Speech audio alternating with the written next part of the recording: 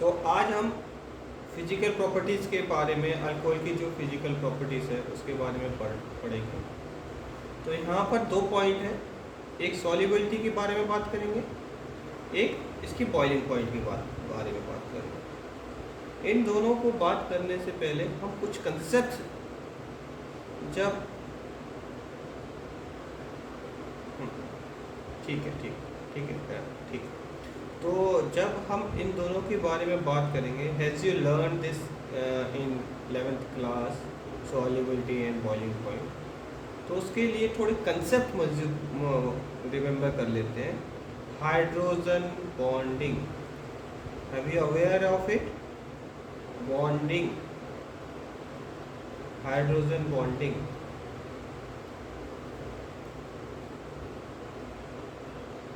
So what is this hydrogen bonding?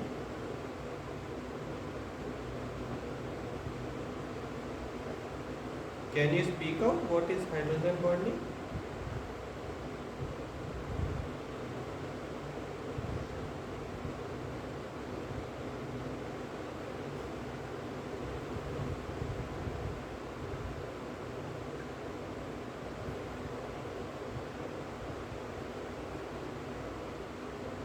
Okay, it is nothing but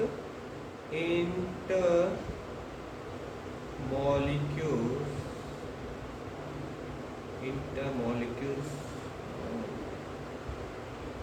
जो इंटरमोलिक्यूल्स होता है, molecules के बीच में जो फोर्स ऑफ अट्रैक्शन होता है उसको हम लोग बोलते हैं hydrogen bonding. Clear? Getting my point?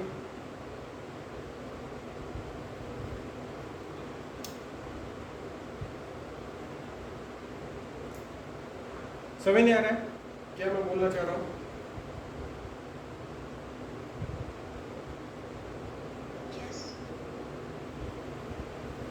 Ajit? Okay okay. तो अब ठीक, तो वो फोर्स ऑफ अट्रैक्शन किस में रहता है हमारा? तीन चीज में, fluorine, oxygen and nitrogen. FON, FON, इसको याद रख सकते हैं, ठीक है। उसके बीच में अगर हाइड्रोजन जल जाएगा तो उसके बीच में क्या होगी? इंटर मॉलिक्यूल्स हाइड्रोजन बॉन्डिंग होगा, ठीक है। जैसे कि एक एग्जांपल देखते हैं,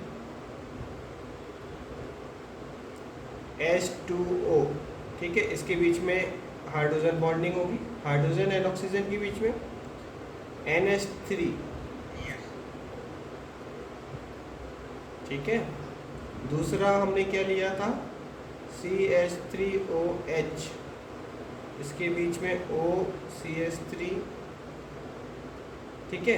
अब फ्लोरोन के केस में भी ले लेते हैं एग्जांपल, FHF, ठीक है। तो ये मॉलिक्यूल्स का अट्रैक्शन हो रहा है, ओके। क्लियर?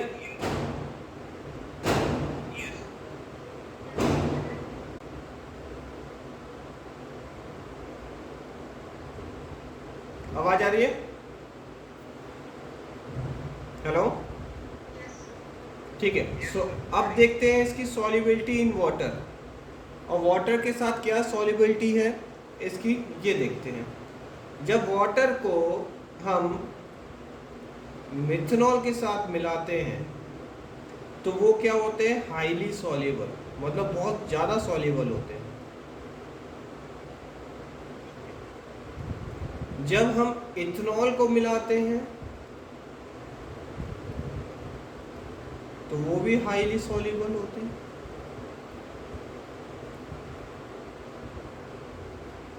और जैसी जैसी मैं कार्बन चेन को बढ़ाता जा रहा हूं, अगर मैं इसको कार्बन चेन को बढ़ाता हूं, प्रोपेनॉल कर देता हूं, तो ये सॉल्युबल हो जाते हैं। सॉल्युबल तो रहेंगे मगर हाईली सॉल्युबल नहीं रहेंगे, राइट। अब इसकी मैकेनिज्म, अब देखिए इसकी मैकेनिज्म देखते हैं। अब ये ऐसा होता क्यों है? क्योंकि जो हमारे पास जो OH अल्कोहल जुड़ा हुआ है वो क्या है? हाइड्रोफोबिक मतलब वाटर लविंग, ये वाटर को प्यार करता है, ठीक है। तो इसका जब किसी को लव करेगा तो वो क्या होगा, वाटर को प्यार करेगा तो वो उसके साइड जाएगा, राइट, ठीक है। तो हाइड्रोफोबिक OH ग्रुप है, ठीक है। इसको गलत मतलब में मत ले लेना, नालायक हो तुम लोग, है ना। वाटर प्यार करता तो उसके साइड जाएगा, ठीक है। तो वो फिल्मों का जैसा नहीं है ये, ठीक है ना, ये केमिस्ट्री है ना। हाँ, कहीं दूसरे बैच में पढ़ाया था तो वो बोल रहा था लड़का लड़की का प्यार, ऐसा ऐसा कुछ नहीं है, ठीक है। ये केमिस्ट्री है, केमिस्ट्री पे रहने दो, ठीक है। तो ये OH का ग्रुप है, तो ये हाइड्रोफोबिक है, तो इसमें जो फोर्स ऑफ अट्रैक्शन होगा वो इतना ज़्यादा होगा कि वो वाटर में मिसेबल हो जाएगा, ठीक है।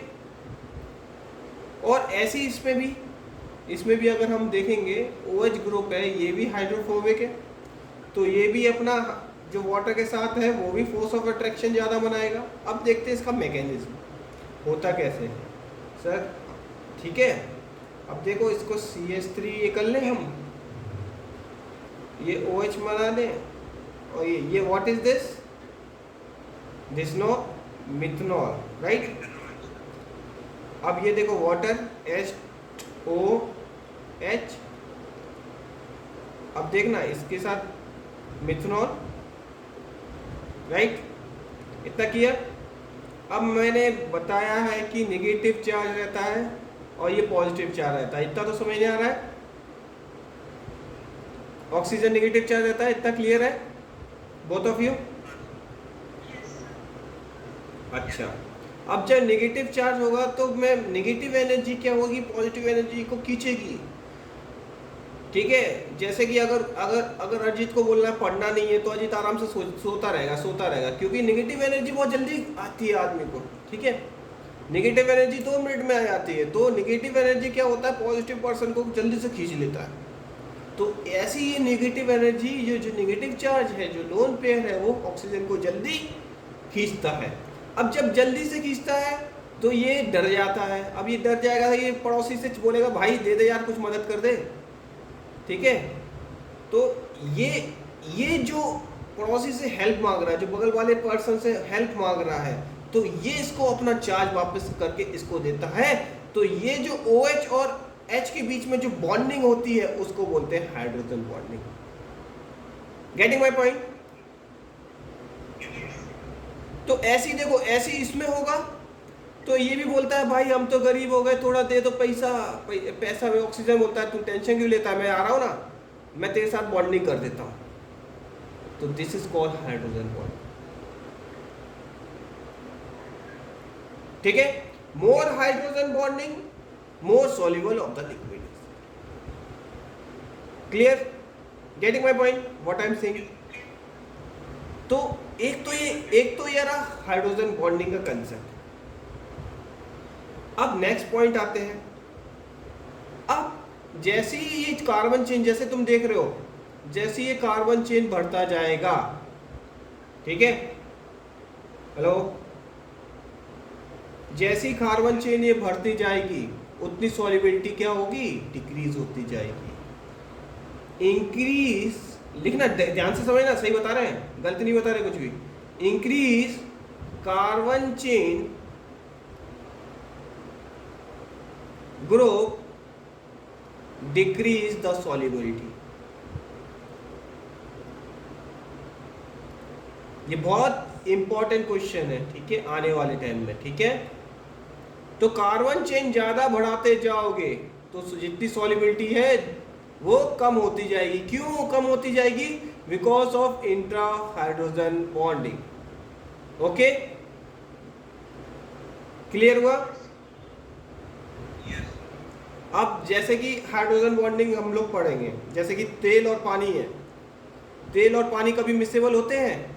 नहीं होते, क्योंकि तेल क्या है, what is oil? Oil is large chain of carbon chain, ठीक है। सपोनिफिकेशन क्या है, सोप क्या है, large chain of carbon chain. तो जितनी ज्यादा कार्बन चेन उतनी less soluble on water.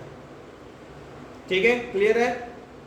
But इसमें कंसेप्ट है हाइड्रोजन बॉन्डिंग का, ठीक है। जैसे ईथर है, अब तुम ईथर की बात करोगे मुझसे, ठीक है, CH3 CO CH3, इसमें हाइड्रोजन बॉन्डिंग हो पाएगा? नहीं हो पाएगा, क्योंकि बीच में है ऑक्सीजन, OH तो नहीं है कहीं भी, राइट। तो इसमें जो लेस हाइड्रोजन बॉन्डिंग है, that is called, it is less soluble, slightly soluble, ठीक है। Getting my point. अब एक एग्जांपल लेते हैं। सर आपने ये बोल दिया तो बहुत गलत बोल दिया, क्योंकि एक बंदा क्या बोल देता है, ग्लूकोज देख लीजिए सर आप, C6H12O6, ठीक है, ये फॉर्मूला होता है ग्लूकोज का। आप देखो फॉर्मूला स्ट्रक्चर देखते हैं, OH यहाँ जुड़ेगा, स्ट्रक्चर देखते हैं इसका, बायोमोलिक्यूल में हम पढ़ाएंगे, टेंशन मत लेना अभी, इसका स्ट्रक्चर देख के।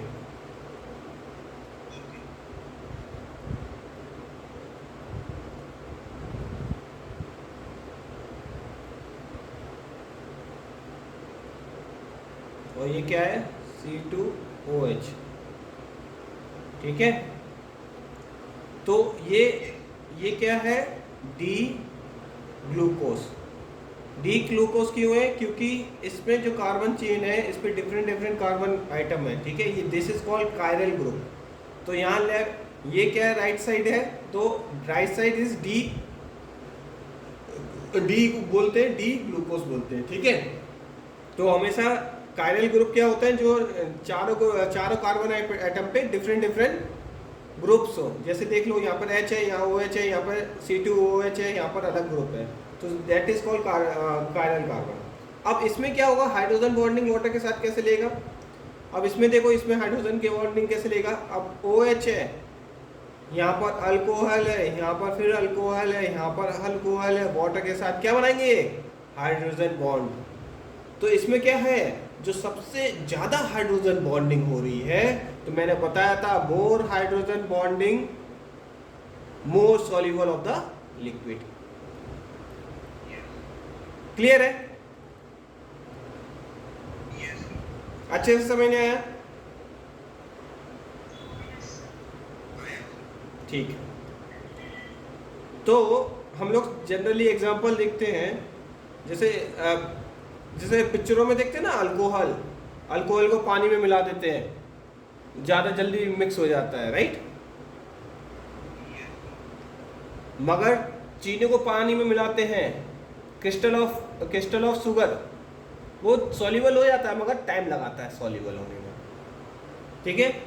क्यों लगाता है, क्योंकि वो क्रिस्टल फॉर्म में होता है, क्योंकि उसकी लार्ज के चेन ऑफ कार्बन होती है, राइट। ठीक है, अब जब ये क्लियर हुआ तो सेकंड हम कंसेप्ट आते हैं उसके बॉइलिंग पॉइंट पे। अब समझना इसको, बात को, बॉइलिंग पॉइंट होता क्या है, पहले तो वो समझते हैं, ठीक है। बॉइलिंग पॉइंट, अब देखना, बॉइलिंग पॉइंट मैं अजीत से ही लूंगा। अब अजीत आराम से फ्रेश होके पढ़ने बैठा, ठीक है, इसका दोस्त था बगल में, झापड़ लगा दिया, तमाचा लगा दिया, ठीक है। क्या हुआ, इसका टेम्पर लूज हुआ, थोड़ा टेम्पर राइज हुआ, ठीक है। अब फिर से एक और चाटा लगा दिया जोर से, फिर इसका टेम्पर ज़्यादा लूज हो गया, और पहले यहाँ था अब यहाँ पर हो गया। फिर तीसरी बार चाटा लगा दिया, फिर इसका टेम्पर यहाँ था यहाँ पर चला गया। चौथी बार जब अजीत को चाटा लगाया, तो अजीत का तो वैसी टेम्पर बॉइलिंग पॉइंट था, तो उसने रिवर्सिबल रिएक्शन कर दिया, मतलब चाटा उसको लगाना था, अजीत ने उसको ही लगा दिया। That is called boiling point, right. Boiling point क्या बोलते हैं कि जब भी हम टेम्परेचर, देखो, everybody have different boiling point, you are a human, you have all have different boiling point. कोई जल्दी भड़क जाता है, कोई देर में भड़कता है, मगर भड़कता हर कोई है, राइट। Getting my point. तो उससे हम लोग क्या समझे, बॉइलिंग पॉइंट केमिस्ट्री में क्या बोलता है बॉइलिंग पॉइंट ये बोलता है कि जब हमारा जो एटमॉस्फेरिक है 1 atm के इक्वल हो जाए, जो उस बॉइलिंग पॉइंट का जो प्रेशर है वो 1 atm पॉइंट हो जाए, 1 एटमॉस्फेरिक हो जाए, उस पॉइंट को हम लोग बोलते हैं बॉइलिंग पॉइंट। जब किसी भी लिक्विड का प्रेशर 1 atm हो जाए तो वो पॉइंट को बोलते हैं बॉइलिंग पॉइंट। क्लियर है? अब वो कैसे होगा अजीत, कैसे होगा?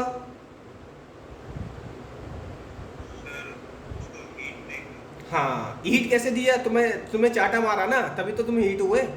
एकदम से कान पे ऊपर चाटा लगा रहे थे, कान लाल हो जाता ना। प्रैक्टिकली है, जैसे गाल पे चाटा लगाओगे तो गाल पूरा लाल हो जाएगा, है ना? ठीक है, तो इसमें भी सेम।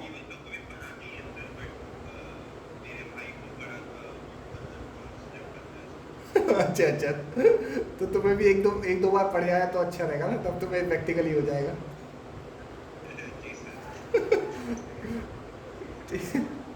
ठीक है, तो इसको मैंने हीट दिया, राइट? कोई भी लिक्विड है, इसको हीट दिया। अब देखना, अजीत को जब चाटा मारा था तो उसका हीट हुआ, हीट देना पड़ा, source of heat because of slapping. जब हीट दिया तो उसके जो इंटरमॉलिक्यूल्स फोर्स ऑफ अट्रैक्शन है वो दूर दूर हो गए। अभी पास थे, वो क्या हो गए? दूर दूर हो गए। ठीक है, जैसे कि अजीत को अगर चाटा कोई मारेगा तो उसके जो बगल वाला जो बैठा होगा ना बेंच में, वो पहले से ही गर्म हो जाएगा चाटा देख के। बोला टीचर ने आज इसको मार दिया तो दूसरी बार मेरा नंबर है। होता है कि नहीं होता? होता है ना? प्रैक्टिकली है, देखो उसमें बोलने वाली बात नहीं है।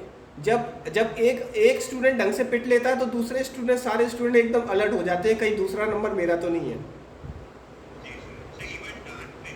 है ना? तो तो उससे क्या होता है, फोर्स ऑफ अट्रैक्शन ज़्यादा हो जाता है। जब अजीत को चाटा पड़ा तो उसके जो जिगरी दोस्त भी होगा ना, उससे दूर भगेगा, कहीं दूसरा नंबर मेरा नहीं आ जाए। तो ऐसी लिक्विड में होता है। लिक्विड में क्या होता है, जब हीट करते हैं तो उसका जो फोर्स ऑफ अट्रैक्शन, जो मॉलिक्यूल्स होते हैं वो दूर दूर भागने लगते हैं। ठीक है, तो अब इसको समझते हैं। प्रैक्टिकली देख लिया, भूलोगे नहीं। अब इसको समझते हैं। कोई भी लिक्विड होता है, लिक्विड की जो चीज़ होती है, अगर उसको गैस फॉर्म में चेंज कर दें, और जैसे इस एग्जांपल लेते हैं, अल्कोहल को हम गैसियस फेज में चेंज कर दें तो वो क्या होगा, ए इज अल्कोहल और दूसरा इज अल्कोहल। ठीक है, वो लिक्विड स्टेट में है, these are in liquid state. अगर वो गैसियस स्टेट में चेंज हो जाए with losing their force of attraction, intramolecular force of attraction, van der Waals equation तुमने पढ़ा होगा, वंडरवॉल फोर्स ऑफ अट्रैक्शन। ठीक है, अगर वो इंट्रामोलिक्यूलर फोर्स ऑफ अट्रैक्शन को लूज कर दे, that point is a boiling point. Clear है? ठीक है,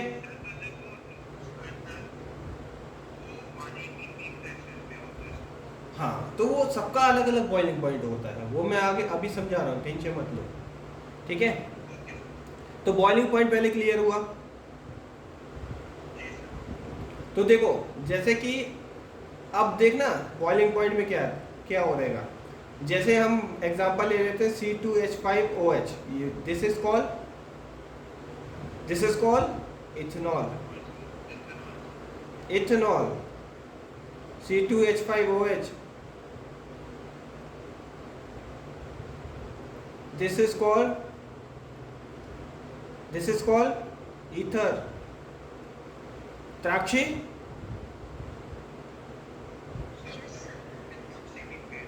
okay, this is called ether और methoxymethan, both are correct।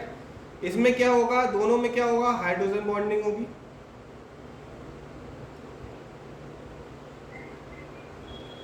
दोनों में बराबर हाइड्रोजन बॉन्डिंग होगी। ठीक है, अब देखना दोनों का केस ध्यान से समझना। ये क्या है, C2H5,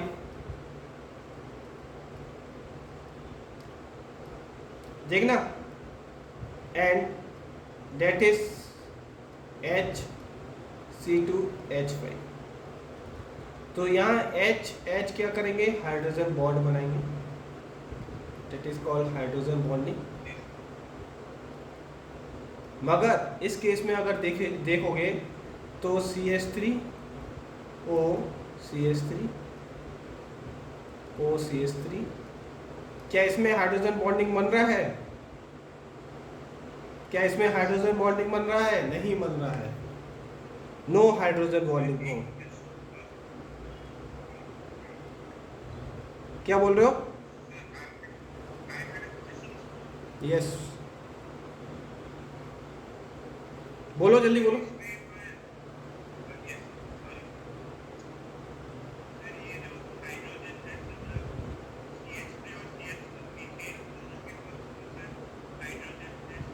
लेकिन अल्कोहल नहीं है ना इसमें, अलग से वो नहीं है ना, हाइड्रोजन OH के साथ रहना चाहिए। OH के साथ कहाँ है हाइड्रोजन अलग से? अल्कोहल कहाँ ग्रुप है? अल्कोहल की ग्रुप नहीं जुड़ा है ना, ठीक है। अगर इसकी बॉइलिंग पॉइंट की बात करें, इसमें जो बॉइलिंग पॉइंट है वो 78 डिग्री सेल्सियस है और उसका जो बॉइलिंग पॉइंट है 40 डिग्री सेल्सियस है, ठीक है। तो बॉइलिंग पॉइंट के हिसाब से ये बहुत जल्दी, ये वाला बहुत जल्दी बॉइल हो जाएगा। थोड़ा हीट करोगे, देखो 40 डिग्री सेल्सियस अपना जो एटमॉस्फेयर का गर्मियों में कितना टेम्परेचर पहुंच जाता है, 48 डिग्री सेल्सियस। तो ये बहुत जल्दी बॉइल हो जाएगा। क्लियर है? Getting my point? ठीक है। मगर इसके जो हाँ बोलो क्या हुआ, क्लियर हुआ? तो जब क्लियर हुआ तो एक कंसेप्ट है, देखो एक कंसेप्ट ये है कि जैसे जैसे कार्बन चेन बढ़ाते जाओगे, C2H5OH CH3, हाँ बोलो।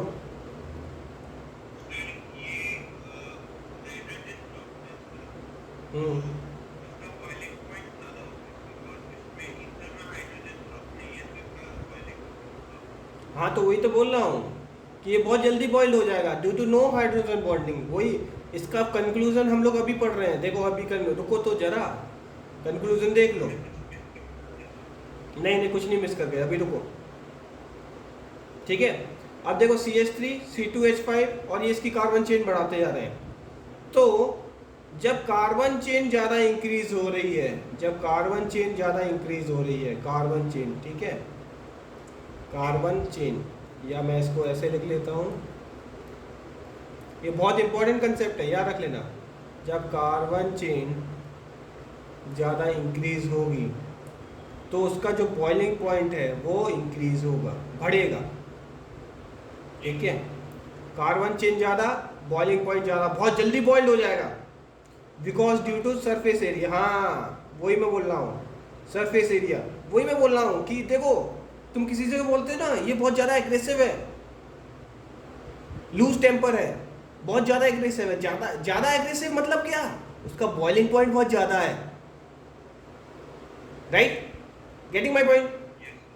तो उसी टाइप से लिक्विड है कि ये लिक्विड बहुत जल्दी बॉइल हो जाता है। जल्दी बॉइल मतलब 20 डिग्री सेल्सियस पर बॉइल हो जाए। जैसे पेट्रोल है, पेट्रोल तुम हवा में रख दो तुरंत उड़ जाएगा क्योंकि उसका बॉइलिंग पॉइंट बहुत ज़्यादा है, ठीक है, बिकॉज ऑफ सरफेस एरिया, उसका दूर दूर मॉलिक्यूल्स है। क्लियर है? क्या बोल रहे हो? तो boiling point is directly proportion of molecule mass. तो जिसका मॉलिक्यूल मास ज़्यादा होगा उसका बॉइलिंग पॉइंट ज़्यादा होगा, ऐसे भी ले सकते हो, ठीक है। समझ नहीं आ रहा है?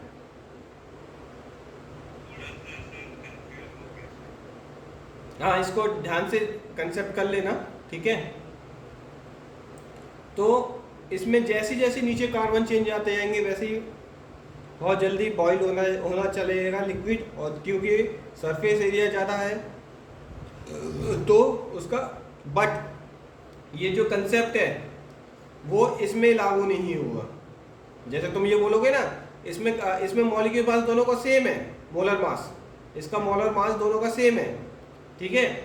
But due to hydrogen bonding it is very, boiling point बहुत ज़्यादा है, वॉलेटाइल बहुत ज़्यादा है, और ये लेस वॉलेटाइल, ठीक है, ठीक है जी। तो ऐसा नहीं है कि तुम मॉलिक्यूल मास पे तुम लगा लो कि जिसका बॉइलिंग पॉइंट ज़्यादा उसका मॉलिक्यूल वेट ज़्यादा, वो है, बट कुछ सॉल्वेंट एक्सेप्शनल है, जैसे ईथर और इथेनॉल के केस में अगर देखोगे तो दोनों का मॉलिक्यूल मास सेम है, बट जो फोर्स ऑफ अट्रैक्शन है वो अपना इथेनॉल का ज़्यादा है मगर ईथेर का नहीं है, तो नो फोर्स ऑफ अट्रैक्शन है, तो उसके कारण उसका बॉइलिंग पॉइंट ज़्यादा। क्लियर है?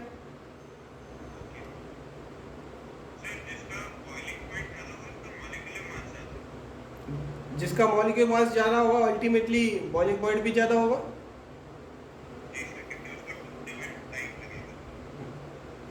ठीक है, तो यही हमारी तुम्हारी जो एनसीईआरटी है उसमें यही सब लिखा है, एक बार जब तुम पढ़ोगे तो तुम्हें मिल जाएगा। I think so I shared the NCERT Trakshi.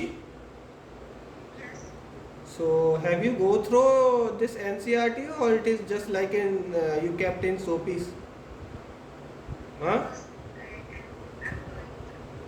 Yeah, you need to going through it. Okay. This I already teach you dissociation factor.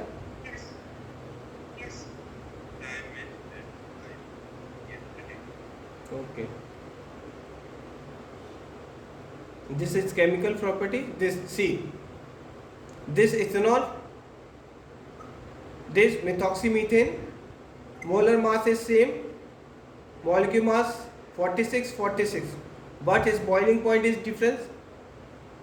Okay, so it's already whatever I am teaching as per as your NCERT. Okay, don't worry about that. Okay, you just go through it. Okay, just go through now. You will able to understand what I taught you. Just go through.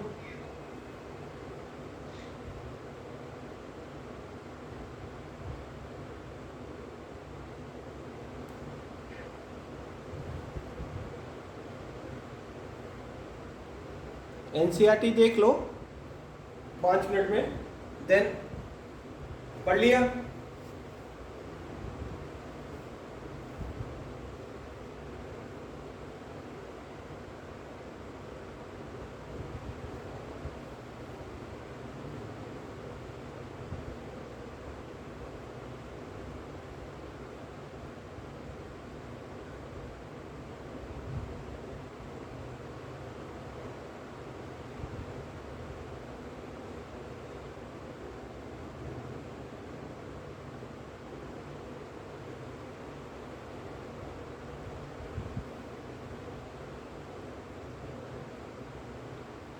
देखो इस term में जो NCERT बोल रही है वो boiling point decreases with increases in branch chain, ठीक है, मगर ये क्या काम कर रही है कि बॉइलिंग पॉइंट डिक्रीजेस मतलब वैल्यू उसकी कम पे ट्रिगर कर रही है, ठीक है।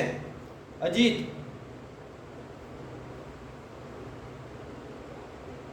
अजीत, हेलो अजीत, देखो इसमें क्या लिखा है, boiling point is decreases with increases in carbon chain, तो इसमें क्या रख रहा है, बॉइलिंग पॉइंट का जो फिगर है ना, जैसे 20 है वो कम हो रही है इंक्रीज कर रहे हैं कार्बन चेन पे। मैं क्या बोल रहा हूँ कि बॉइलिंग पॉइंट दूसरे सेंस में बात कर रहा हूँ, तुम्हें जिस सेंस में तुम्हें कन्वीनियंट लगता है वो कर लो, ठीक है। नहीं कोई इशू नहीं, ये तुम एनसीईआरटी को भी फॉलो कर सकते हो, ठीक है। Boiling point decreases with increases in branches, you can don't get confuse, ठीक है ना, कंफ्यूज नहीं होना है, क्योंकि वो वैल्यू पे बात कर रहा है बॉइलिंग पॉइंट की, राइट।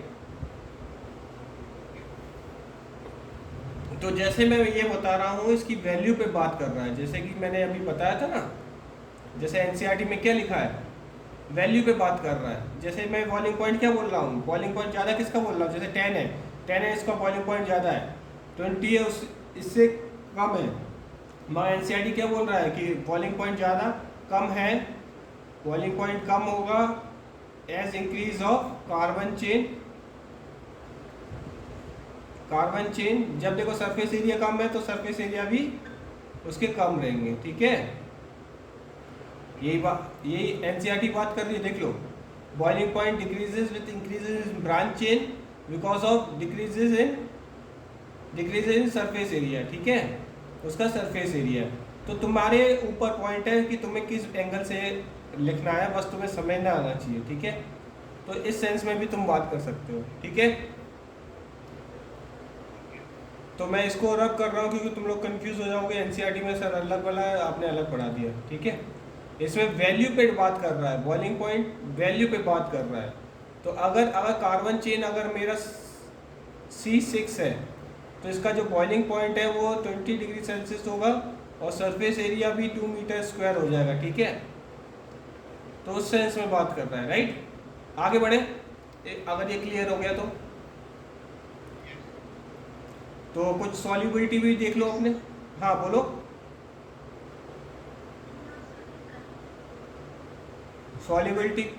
सॉल्युबिलिटी में भी देख लो अपना। मैंने पढ़ाया तो सही पढ़ाया, बेवकूफ़ तो नहीं बना दिया, एक बार चेक कर लो,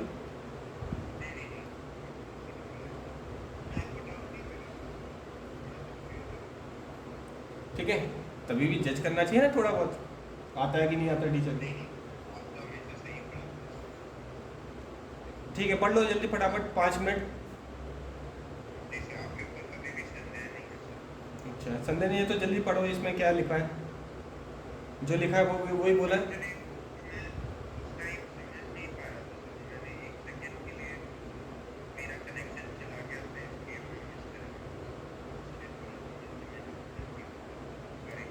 हाँ ढूंढ, ठीक है, जल्दी करो, इसको पढ़ो, समझो उसको क्या लिखा है।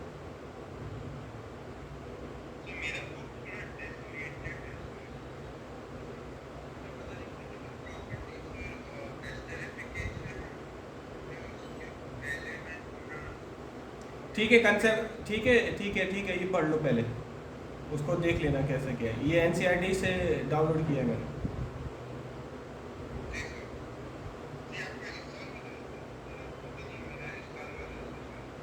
ठीक है।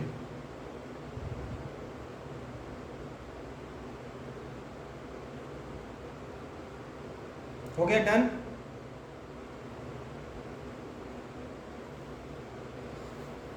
साक्षी, have you done? Done.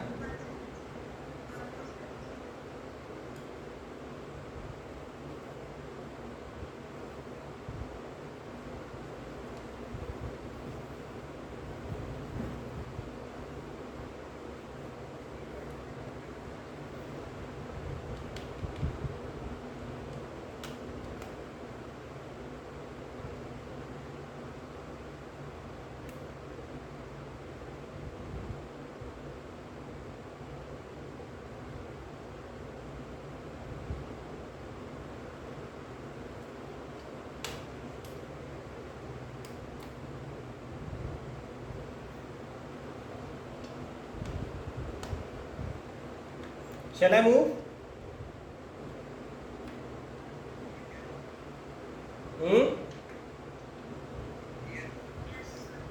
Okay. तो इसके बाद हम लोग पढ़ेंगे एस्टरिफिकेशन रिएक्शन। तो जैसे ही मैं इसको नीचे करते जाता हूँ, देखना पाओगे कि एस्टरिफिकेशन रिएक्शंस मैं अभी स्टार्ट करूँगा। तो देखो ईस्टर होता क्या है, अगर किसी भी हाइड्रोजन जिसको अल्कोहल ग्रुप को और फिनॉल ग्रुप को हम लोग करते हैं, ठीक है, तो वो ईस्टर फॉर्म करता है, ठीक है, that is called esterification reactions, ठीक है। तो उसको मैं बता देता हूँ क्या है, तुम्हें उसमें कैसे क्या जाना है।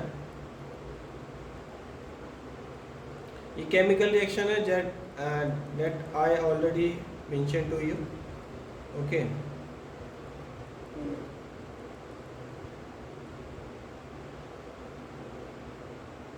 रेजोनेंस इफेक्ट में बता चुका हूँ कि जितना ज़्यादा के डिसोसिएशन फैक्टर, ठीक है, बता चुका हूँ, उसका उतना एसिडिक ज़्यादा रही है, राइट त्राक्षी?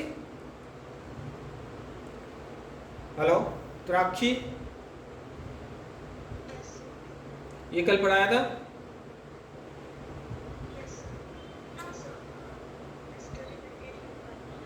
हाँ कल नहीं पढ़ाया था, डोंट वरी। ठीक है ठीक है। ईस्टरिफिकेशन होता क्या है, जब अल्कोहल को रिएक्ट करते हैं कार्बोक्सिलिक एसिड या एसिडिक क्लोराइड से, तो वो क्या करता है, वो ईस्टर फॉर्म करता है। देख लो तीन चीज है, तीन चीज बोल रहे हैं ये लोग, ठीक है, तो बातों का ध्यान रखना है, बहुत बदमाश लोग हैं, तीन चीज का बात कर रहे हैं ये लोग, ठीक है। तो it is 24 lecture, okay, physical properties getting over. So here we learn boiling point, and in other lecture we have go through solubility, right?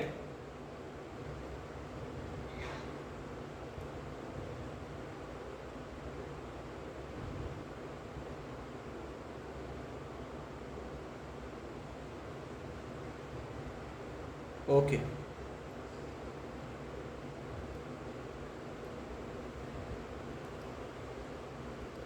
तो हम अब जाते हैं ईस्टर, ईस्ट्रिफिकेशन।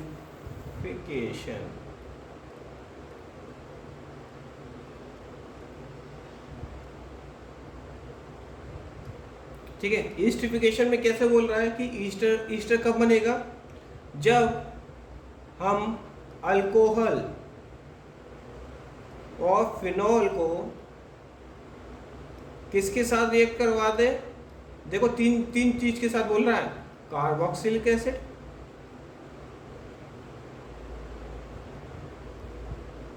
एसिड, ठीक है, कॉमन लगा के बोल रहा है एसिडिक क्लोराइड, समझो उसको बात को, एनसीईआरटी इसलिए उठा रहे हैं। तीसरा बात क्या बोल रहा है, एसिडिक एनहाइड्राइड,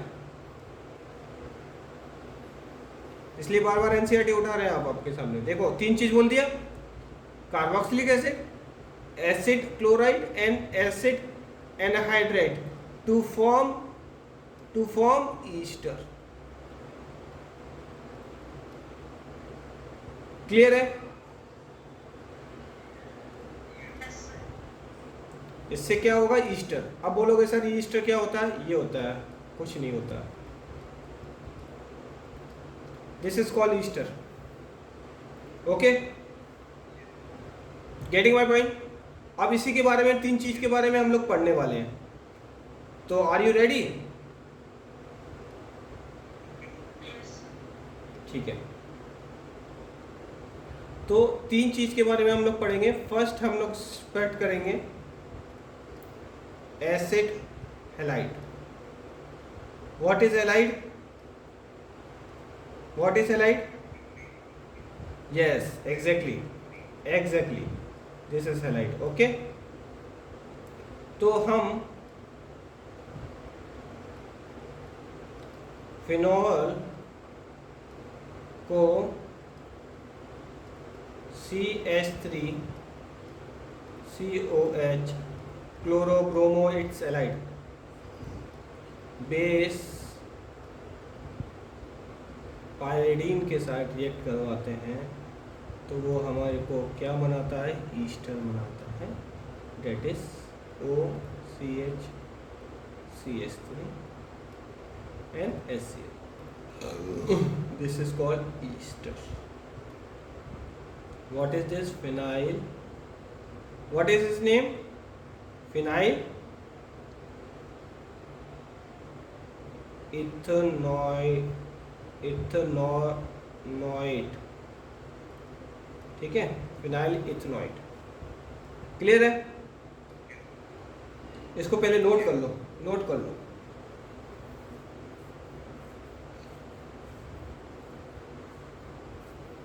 फिर इसकी मैकेनिज्म पढ़ाते हैं। नोटेड?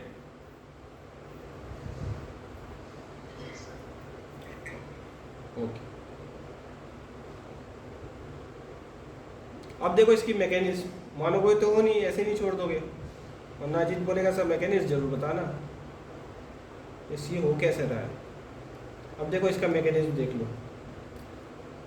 अब इसको क्या किया हमने, H माइनस कर दिया, पायरिडीन के साथ रिएक्ट करवाया, ठीक है, तो ये OH नेगेटिव हो गया, मैंने बताया था कल, ठीक है। अब ये क्या काम करेगा, CH3 COOCl, अब ये नेगेटिव चार्ज है, अब क्या होगा, ये यहाँ पर आने की कोशिश करेगा, ठीक है। तो वो स्ट्रक्चर कैसे होगा,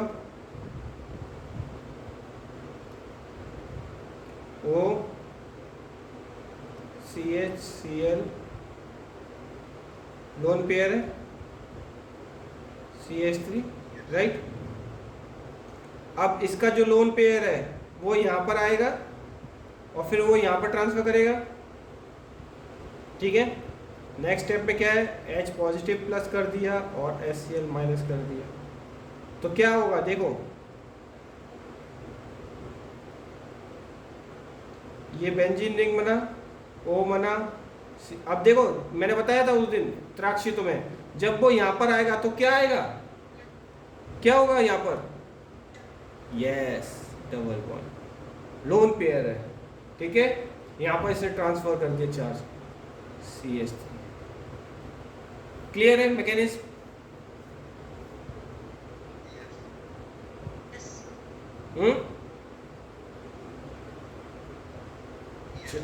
जब क्लियर है तो नेक्स्ट बढ़ते,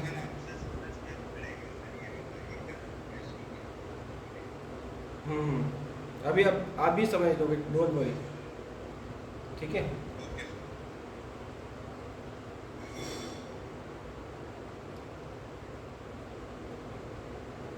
तो हेलाइट्स का हमारा कंप्लीट हो गया।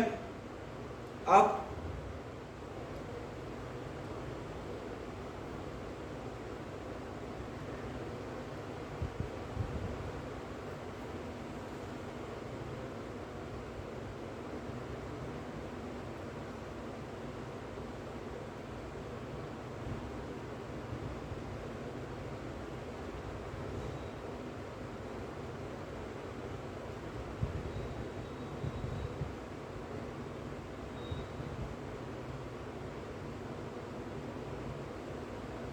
तुम्हें इतना क्लियर हुआ ना, शैल आई मूव, हेलो, क्या, हाँ रेजोनेंस मैं तुम्हें बता दूंगा, डोंट वरी।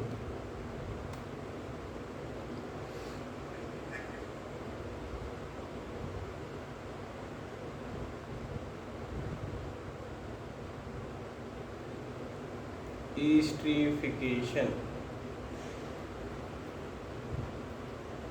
with halide,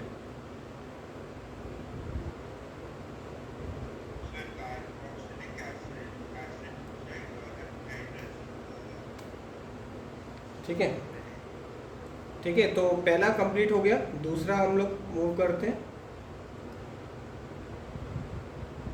दूसरा मूव करते हैं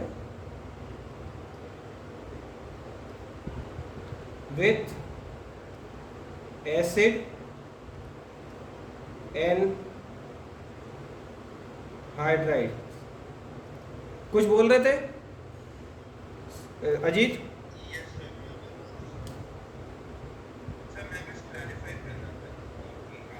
अभी धीरे धीरे तुम समझ जाओगे, रुको मेरे को कंप्लीट करने दो, then you clarify the step, okay, don't worry. तो एसिड एनहाइड्राइड क्या होता है, RCOO O और R-। तो ये होता क्या है, एक बार समझ लेते हैं भाई, ये क्या होता है, बेंजीन मिल गया हमें एक अच्छा सा, ठीक है, बेंजीन के साथ O जोड़ दिया, तो ओला कहाँ गया, ओला ये रहा, ठीक है। देखो तुम्हारे लिए कितना बढ़िया सा बेंजीन बना दिए, ठीक है। तो ये बेंजीन रिंग है, बेंजीन के साथ हमने फिनॉल जोड़ा, ठीक है। तो ये नेगेटिव, ये पॉजिटिव, और उसको आप एसिड एनहाइड्राइड के साथ ट्रीट करवाया, दिस इज CH3, R के साथ ग्रुप जोड़ दिया, OH नेगेटिव,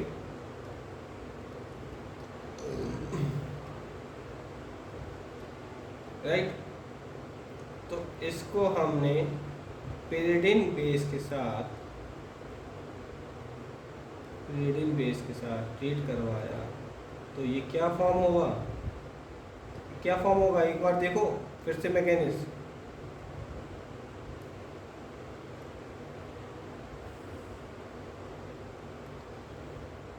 क्या फॉर्म होगा, कोई बोलेगा? OCH3 O CH3 COOH, ये यही बनेगा। हेलो अजीत, अब ये कैसे बनेगा, इसके लिए मैकेनिज्म देखते हैं। मैकेनिज्म क्या होगा, पहले H नेगेटिव ट्राई किया, फिर पेरिडिन बेस के साथ किया। पेरिडिन क्या है, कई कैटलिस्ट है, ठीक है। तो पेरिडिन बेस के साथ हमने ट्रीट किया, तो क्या होगा, OH नेगेटिव हो गया। OH नेगेटिव इसके पास आया, आयंस आया। आयंस क्या होगा, बोलेगा भाई यार हमें छोड़ दो, हम दूसरे के पास को नेगेटिव करें, क्योंकि हम नेगेटिव हो गए हैं। तो ये क्या करेगा, ये यहाँ पर इलेक्ट्रॉन पास करेगा, किसके साथ, कार्बन के साथ चिपकना चाहेगा, ठीक है। बताया था ज़्यादा पैसे वालों के साथ होगा। तो अब ये क्या होगा, CH3, अब ये बॉन्ड बनाएगा, C नेगेटिव आयंस ऑलरेडी आ गया, जिसको हम बोलते हैं अपने टेक्निकल लैंग्वेज में पनौती। तो ये नेगेटिव चार्ज है वो इसके साथ आ गया, खुद तो डूबेंगे, दूसरे को भी डुबाएंगे, ठीक है। जैसे दोस्त लोग बोलते हैं ना, ठीक है। तो अब ये देखना, अब ये आगे क्या होगा, H पॉजिटिव जोड़ेगा और माइनस CH3 COOH नेगेटिव होगा। तो अब इसमें से देखो, इसमें क्या होगा, OCO CH3 ये बनाएंगे, ठीक है। एक बार देख लो, फिर से रिएक्शन देख लो कैसे क्या बनाया, देन आई विल नो। हाँ, सब में यूज होता है पेरिडिन बेस।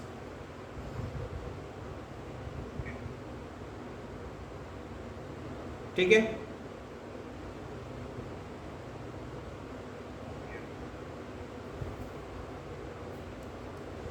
तो ये तो रहा एसिडिक एनहाइड्राइड की कहानी। नेक्स्ट हम लोग मूव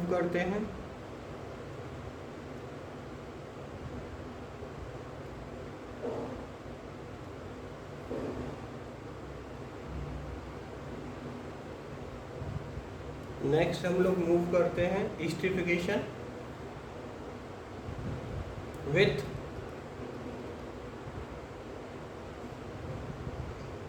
बेंजोइलेशंस। क्या होता है बेंजोइलेशन?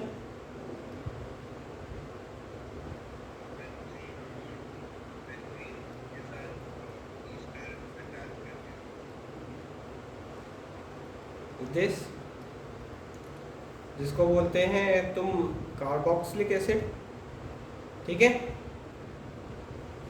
तो अब इसमें क्या होगा, इसमें एक बेंजीन के साथ,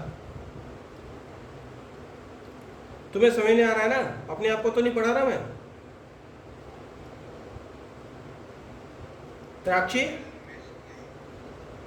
Trakshi, have you understood now what I am going to say? Okay. ये Cl, तो it is called benzoyl chloride.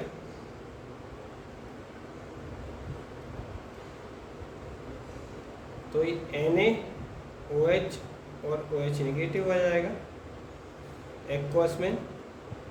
तो ये क्या बनाएगा हमारा,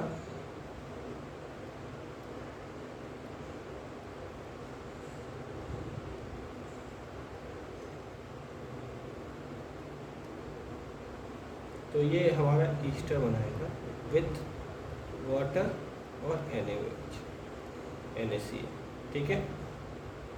मगर तुम ऐसे तो मानोगे नहीं, बोलोगे मैकेनिज्म बताओ सर, ले लो मैकेनिज्म। समझ में आया? ठीक है,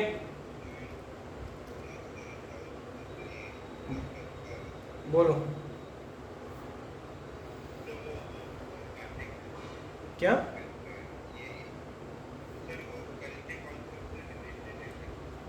हाँ ये देखो, ये देखो ना, ये पॉजिटिव है, ये नेगेटिव है, नेगेटिव इस साइड आएगा तो नेगेटिव वाला कार्बन इस साइड जुड़ गया ये ग्रुप के साथ, ये पूरा बेंजीन ले लिया, ये जो Cl है ये HCl बना दिया, ये देखो S इस साइड ले लिया, ठीक है, ये NaCl बना दिया यहाँ पर, और यहाँ पर ये दोनों H2O बना दिया, सिंपल है, ठीक है। इसकी मैकेनिज्म देखो, तो देखो देखो एक बार मैकेनिज्म देखो, करवा रहे हैं, डोंट वरी।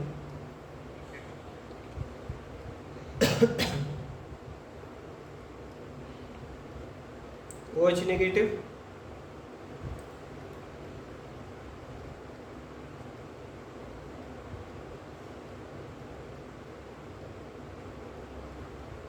ये पॉजिटिव, ये नेगेटिव, अब ये यहाँ पर आएगा, स्ट्रिक्ट होगा, कैसे बताते हैं, ऐसे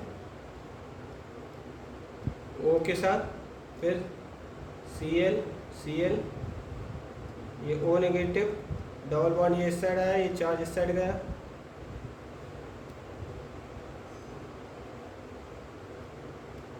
ठीक है।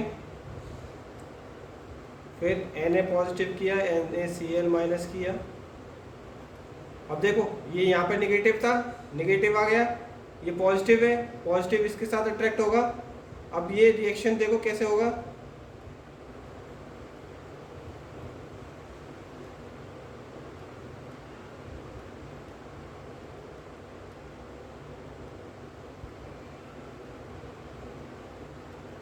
ये वाला रिएक्शन फॉर्म करेगा। समझ में आया अजीत तुम्हें अब मैकेनिज्म?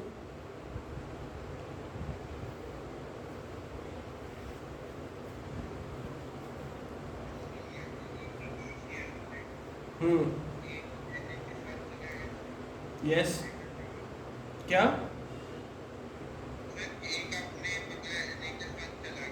हाँ तो एक ही तो Cl है ये, अरे sorry, this is carbon, sorry this is carbon, ठीक है।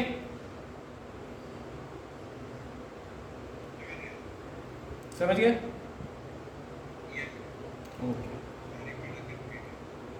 No it is your right to ask, okay, no need to get sorry और whatever.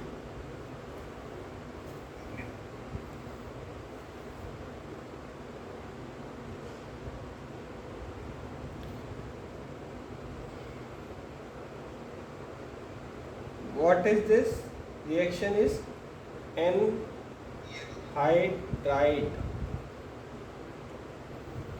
So these three reaction I had completed. Yes, these three reaction esterification is completed. Okay, now we talk about reaction. अब समझना, अब ये कल का ही question है, reactions of phenol due to benzene rings। अब reaction of phenol benzene ring के साथ कैसी क्या होती है वो हम लोग अभी पढ़ने वाले हैं, ठीक है। वो कैसे पढ़ेंगे? Aromatic electrophilic substitution, electrophilic substitution करेंगे। इसमें ओवरव्यू देख लेते हैं क्या होगा। बेंजीन रिंग है,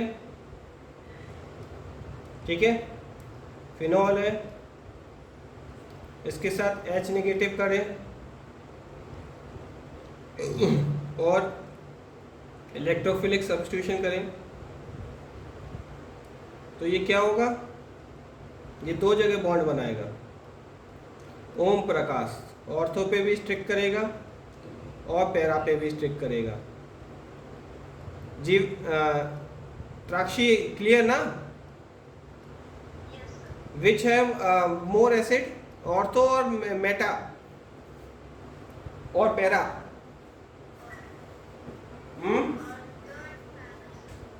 Yeah, these are the more negative, वो acidic in nature. Okay, why is it so?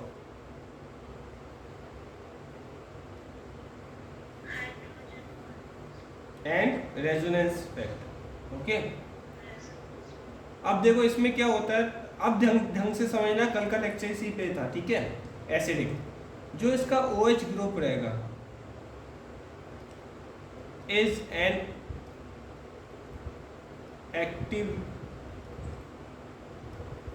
Towards group towards E negative substitution.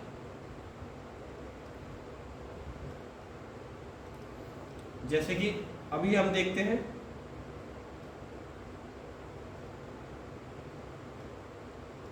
ये बेंजीन रिंग है। अब इसके कितने लोन पेयर रहेंगे, एक ऊपर रहेगा, एक यहाँ रहेगा, राइट। प्लस एम इफेक्ट करेगा, मीसोमेरिक इफेक्ट। क्या होता है प्लस एम इफेक्ट राक्षी?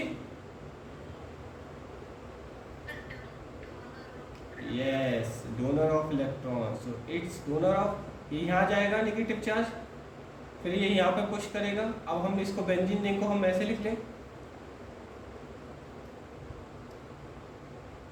तो हम इस बेंजीन रिंग को हम ऐसे कर सकते हैं, इसको यहाँ शिफ्ट करें तो क्या होगा,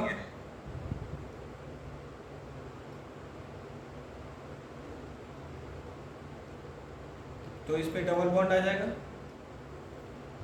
ओ पे, और ये नेगेटिव चार्ज यहाँ पर आ जाएगा, ठीक है। Now what happen, this negative charge is shift this side and this shift this side।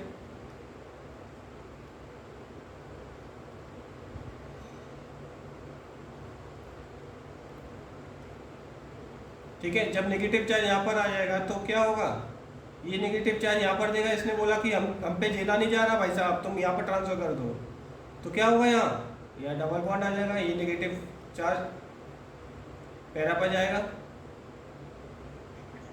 Clear है? अब ये नेगेटिव चार्ज क्या बोलेगा, मैं यहाँ पर आता हूँ, फिर ये इसको यहाँ पर ट्रांसफर करेगा। समझना बात को, बहुत इंपॉर्टेंट है ये, हल्के में मत लेना, एक ना एक क्वेश्चन आएगा इसी से, ठीक है। अब ये नेगेटिव चार्ज क्या हुआ, ये बॉन्ड बना दिया यहाँ पर, OH वैसे ही रहेगा, ये क्या होगा, डबल बॉन्ड बना देगा, ठीक है। नेगेटिव चार्ज कहाँ शिफ्ट हो गया, आप यहाँ पर शिफ्ट हो गया।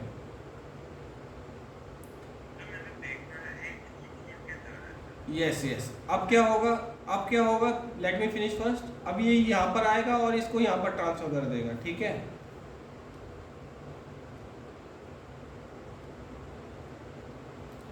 ये बॉन्ड हो गया, ये यहाँ पे बॉन्ड हो गया, ये यहाँ पर आया, ठीक है, बॉन्ड बना दिया और वापस अपनी जगह पे बना के चला गया विद लोन पेयर, ठीक है। तो दिस इज ऑल अबाउट। तो कितने स्ट्रक्चर हुए, first, second resonance structure, third, fourth, fifth, और लास्ट स्टेप वो रेजोनेंस में नहीं आएगा। देखना सारे नेगेटिव में गया है, ठीक है, जैसा कि अजीत बोल रहा है, ऑर्थो मेटा पैरा, तो ये चारों जगह घुमा है, ठीक है। तो चारों जगह घुमा है, तो इसका जो रेजोनेंस स्ट्रक्चर है वो ऐसे ऐसे गोल टाइप का रहता है, गोल सर्कल घूमता रहता है, ठीक है, दैट इज कॉल्ड रेजोनेंस। तो इस ये वाला ये फिफ्थ ही काउंट करेंगे, ये तो मैं तुम्हें समझाने के लिए कर रहा हूँ, ठीक है। तो अब समझो इसको, बात को, इसमें हम नोट देखते हैं, जो इलेक्ट्रो डेंसिटी है, इलेक्ट्रॉन की जो डेंसिटी है वो इंक्रीज हो रही है इन द होल रिंग,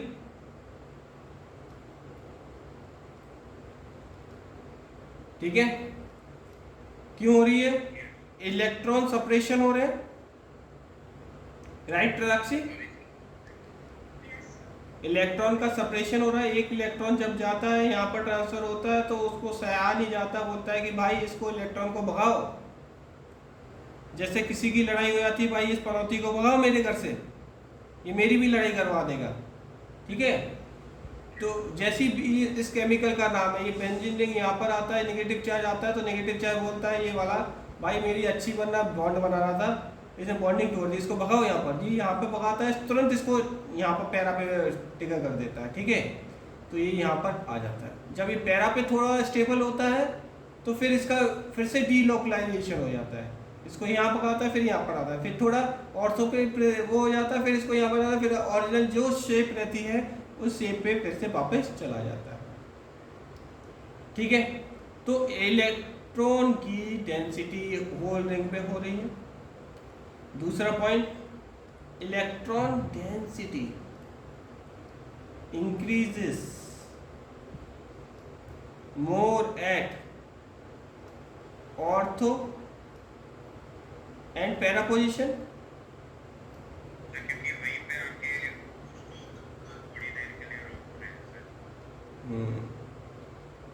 देखो इसमें मेटा में नहीं स्टे किया, जो अगर तुम पूरा स्ट्रक्चर देखोगे तो जो नेगेटिव चार्ज है सबसे ज्यादा कहाँ इंतजार कर रहा है, ऑर्थो और पैरा पे, मेटा पे नहीं कर रहा है,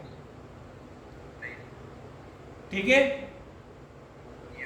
तो जो न्यूक्लियोफिलिक सब्स्टिट्यूशन जो रिएक्शन जो पार्ट तुम देख रहे हो वो ऑर्थो और पैरा पे ही देख रहे हो, मेटा पे नहीं देख रहे हो। क्यों नहीं देख रहे हो? क्योंकि उसका जो रेजोनेंस स्ट्रक्चर है, जो इसका इलेक्ट्रॉन है, will not allow to stay on this meta position. Clear? ठीक है। तो इसीलिए जो मेटा पोजीशन पे रहता है वो वीक एसिड होता है, और ऑर्थो और पैरा पोजीशन पे रहते हैं वो स्ट्रॉन्ग एसिड रहते हैं, ठीक है। Clear? This is all about tomorrow lecture that I use to learn with discuss with Trakshi. This all about the reactions part. Getting my point? एक बार देख लो ढंग से, then we will move further. देख लिया? आगे बढ़े।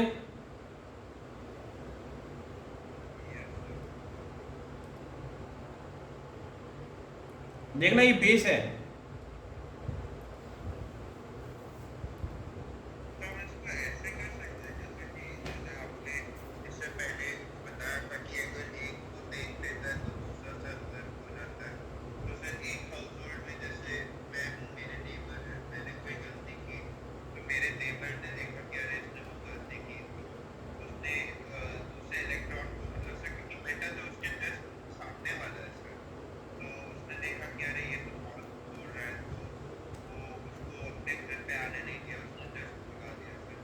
हाँ ऐसे भी ले सकते हो। This is your convenient, how you are learning, okay, this is your call, बस याद रहना चाहिए, ठीक है।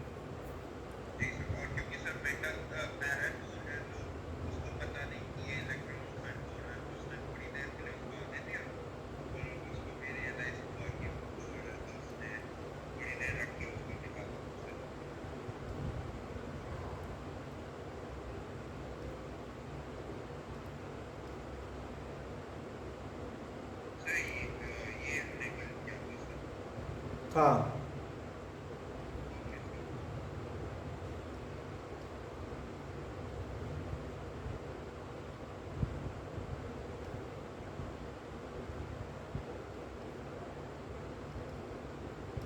ठीक है। अब इसके स्टेप्स आते हैं। अभी बेंजीन रिंग का हमने रेजोनेंस पढ़ा, तो अभी इसका स्टेप आता है कि नाइट्रेशन। पहला स्टेप बोलता है नाइट्रेशन के साथ किया जाएगा। What is nitration? Nitration is Na2, ये पॉजिटिव रहेगा। ऑक्सीजन तो मैंने तुम्हें बताया ही था।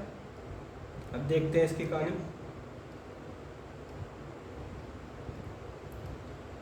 अब इसको क्या करते हैं, डाइल्यूट HNO3 के साथ ट्रीट करवाते हैं और लोअर टेम्परेचर करते हैं। लो टेम्परेचर, बहुत लो टेम्परेचर दिया तो ये फॉर्म कर देता है दो पोजीशन। कौन कौन सी पोजीशन पे लगेगा ये HNO3? ऑर्थो और पैरा पे। क्यों लगेगा उसका आंसर तुम दे सकते हो।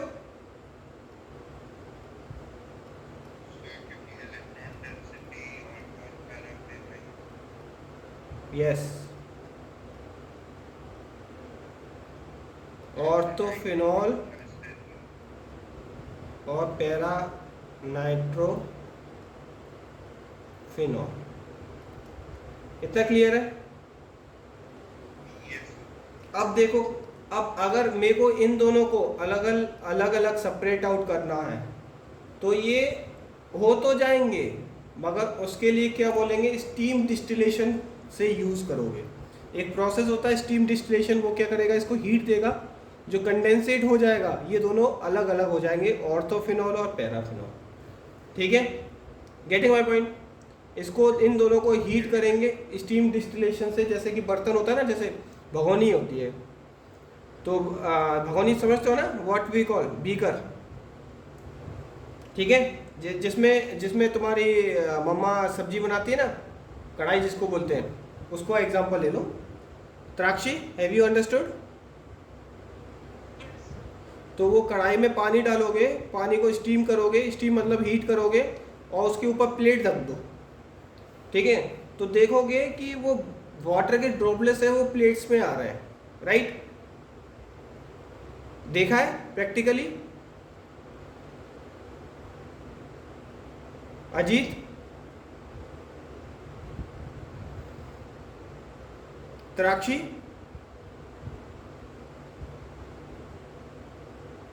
त्राक्षी, तुमने देखा है वाटर के ड्रॉपलेट्स आते हैं? तो वही स्टीम डिस्टिलेशन होता है। ठीक है, डिस्टिलेट करना, वो प्योर पानी है, उसको कंडेंसेट करके रखते हैं और इन दोनों को सेपरेट आउट करते हैं। तो हम पहला पॉइंट देखते हैं, नोट लिखते हैं इसमें। Node first, ortho nitrophenol and para nitrophenol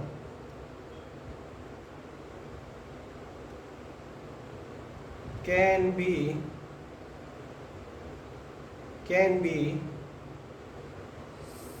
separated by steam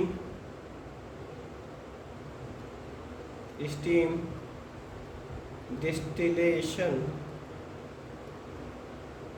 Orthonitrophenol is more volatile. Volatile मतलब जिसकी वेपर बहुत जल्दी से बनती हो। अब देखो इसकी वेपर्स क्यों जल्दी से बनती है, क्योंकि स्ट्रॉन्ग फोर्स ऑफ अट्रैक्शन है यहाँ पर। यहाँ से तो बहुत दूरी है, देखो दूरी बना के रखा है, यहाँ से पास पड़ेगा ये, इसलिए इसका बॉइलिंग पॉइंट कम है या ज़्यादा है, जल्दी से गर्म हो जाएगा ये। वही मैं लिख रहा हूँ, due to intramolecular hydrogen bonding, whereas para-nitrophenol is less volatile। Less volatile मतलब बहुत तेज से जल्दी ज़्यादा बॉइलिंग पॉइंट है, due to intramolecular hydrogen bonding. Clear? तो इसका क्वेश्चन आएगा क्या लिखोगे? Why ortho nitrophenol has why ortho nitrophenol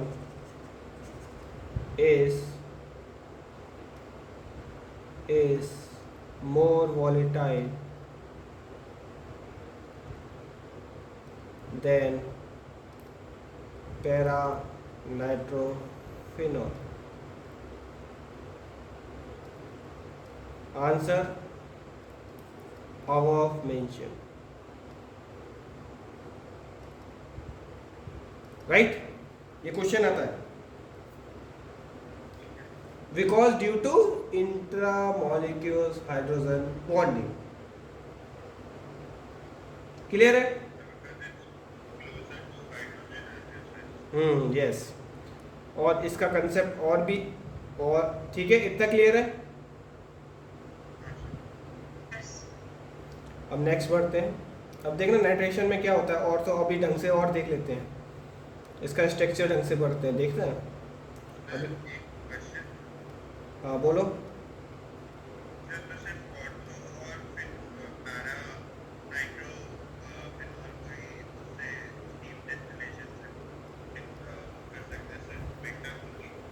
नहीं, अभी नाइट्रो की बात, नाइट्रेशन की बात हो रही है, नाइट्रेशन रिएक्शंस की बात हो रही है, दूसरे रिएक्शन की बात करेंगे,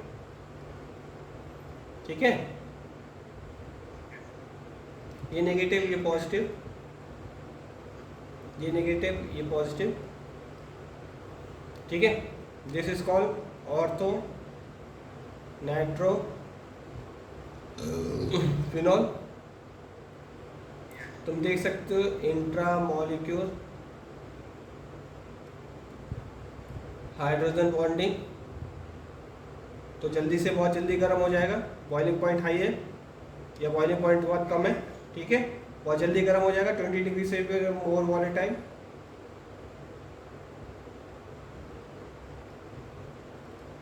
ठीक है, मगर इस केस में देखोगे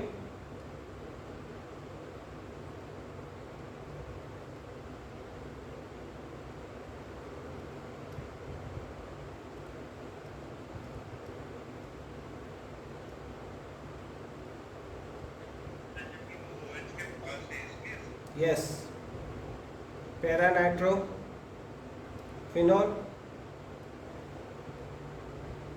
intra molecules hydrogen bonding less volatile,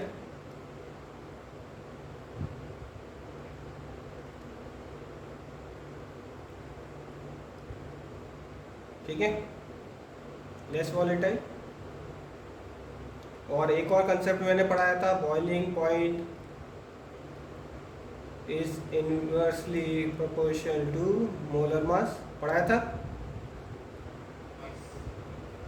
वो भी कंसेप्ट यूज कर सकते हो, ठीक है? क्लियर है, समझ में आ रहा है? नेक्स्ट मूव करें। अब नाइट्रेशन को, क्लियर है? Trakshi shall I move?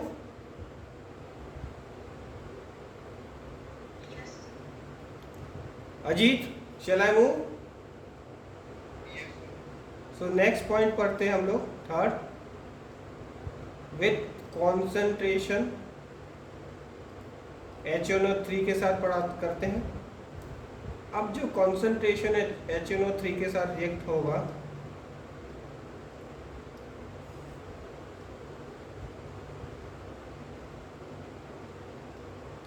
तो वो क्या फॉर्म करेगा? HNO3 है, नाइट्रेशन है, ठीक है? अब इस केस में क्या होगा? ऑर्थो HNO3, ठीक है, मेटा HNO3, अब ये भी HNO3, HNO2 सॉरी,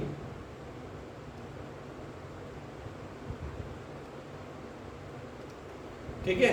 तो इसका फॉर्म है, ये पिक्रिक एसिड फॉर्म करेगा, इसको बोलते हैं 2,4,6 ट्राई नाइट्रो फिनॉल, ठीक है, तो इसके क्लियर है इतना। इसके एक नोट है कि yield of picric acid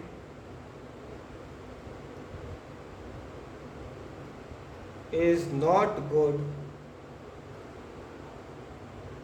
by this method. Yield होती है जो पिक्रिक एसिड है वो बहुत कम मात्रा में मिलता है इस मेथड से, तो ये मेथड सूटेबल नहीं है इसके लिए। ठीक है, क्लियर है।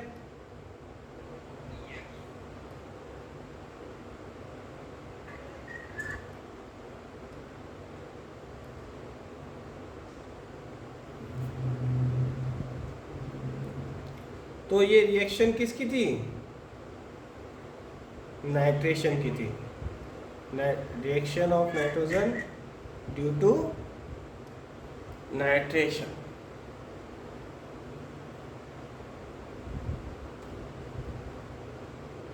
नेक्स्ट हम लोग बात करते हैं सल्फोनाइजेशन रिएक्शंस।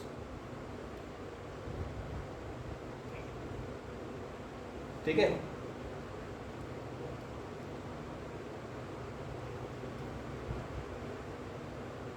ये फोर्थ मान लो, sulphonation. What is sulphonation, plus negative. ठीक है, अब सल्फोनेशन का क्या करेंगे हम, वही नेशन आया और NO2 पिक्रिक एसिड,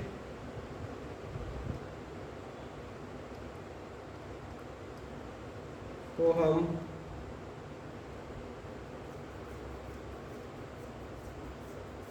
इसको ऐसे समझो, बाद में इसको बाद में लो, इसको ऐसे समझ लो पहले। जब हम फिनॉल को कॉन्सेंट्रेशन दो टाइप से रहते हैं इसके, कॉन्सेंट्रेशन H2SO4 के साथ ट्रीट करवाएंगे, लो टेम्परेचर 288 to 298 केल्विन। तो ये क्या बनाएगा,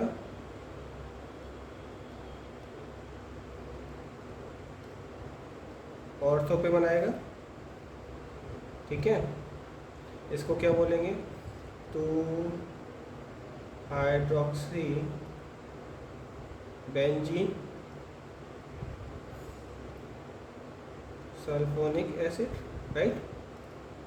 at the same time concentration H2SO4 के साथ ट्रीट करवाएंगे और टेम्परेचर इसका चेंज कर देंगे। जब हमने टेम्परेचर थोड़ा बढ़ा दिया तो वो क्या हो गया इसका, वो पहले ऑर्थो में था, अब कहाँ चला गया, मेटा पे चला गया। तो ये हो जाएगा 4 हाइड्रोक्सी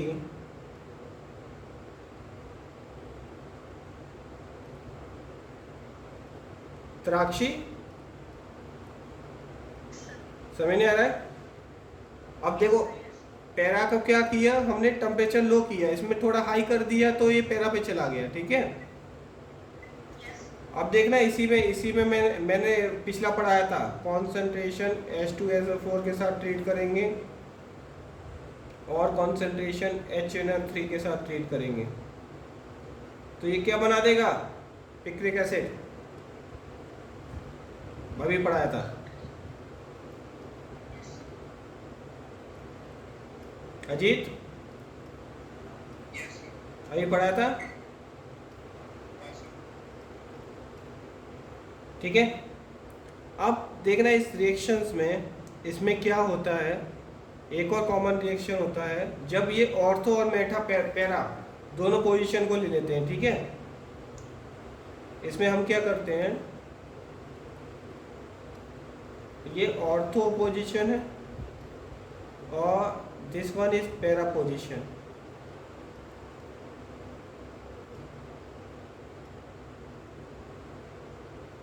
ठीक है, मैं उल्टा कर रहा हूँ, समझ लेना, समझ रहे हो। कॉन्सेंट्रेशन HNO3 के साथ ट्रीट करवाया, तो देखना ये क्या बन जाएगा दोनों पोजीशन पे,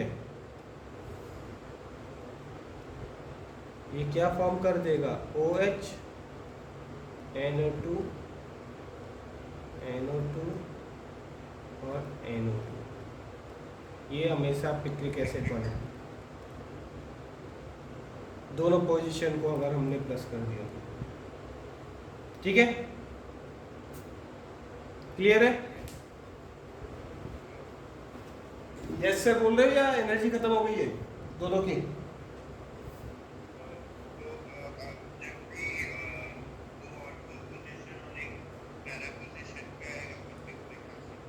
यस, यू आर राइट। अब लास्ट रिएक्शन है हमारी इस टॉपिक का,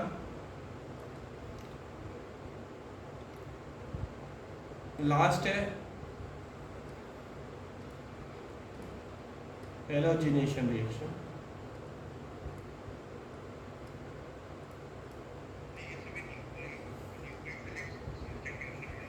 यस, H पॉजिटिव, इसको बोल सकते हैं ब्रोमिनेशन, पढ़ाया था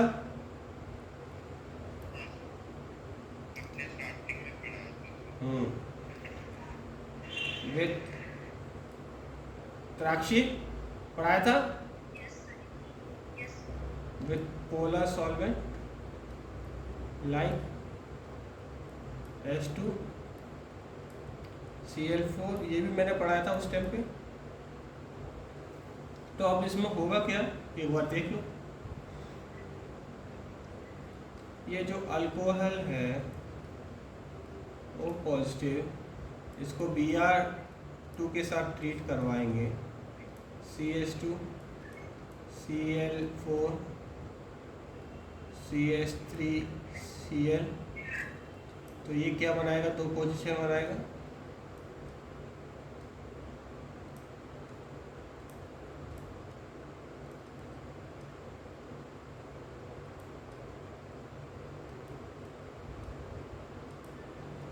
जनरली यही बनाता है। क्यों बनाता है, इसका रीज़न तुम लोगों के पास अच्छे से ऑर्थो और मेटा पे क्यों बनाता है, पैरा पे क्यों बनाता है। ये माइनर रहेगा, ये मेजर रहेगा।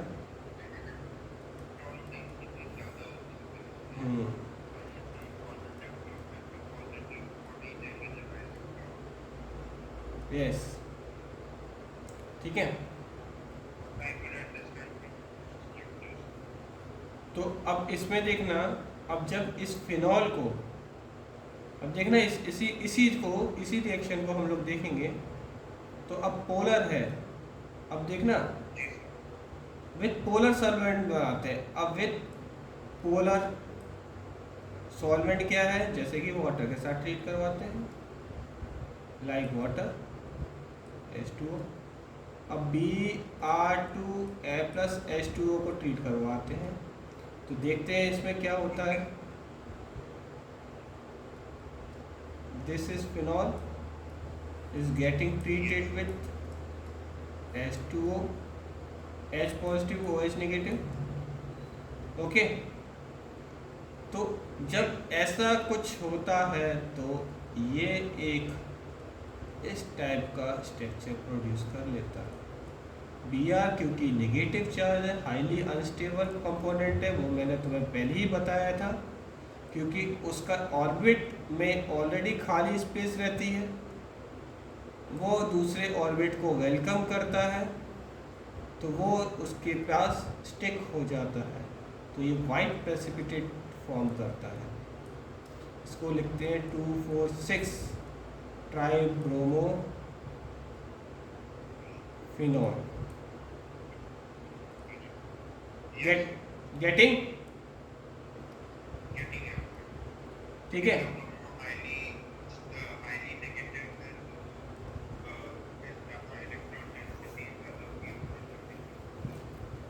Yes, exactly you are right. Trakshi, समझ नहीं आ रहा है, ये ऐसी यस सर कर रहे हो, हाँ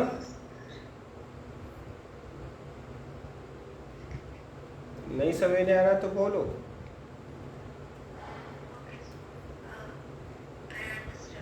हाँ, मुझे पता है तुम्हारे दिमाग में क्या चल रहा है, तुम दोनों के दिमाग में, आई नो वेरी वेल।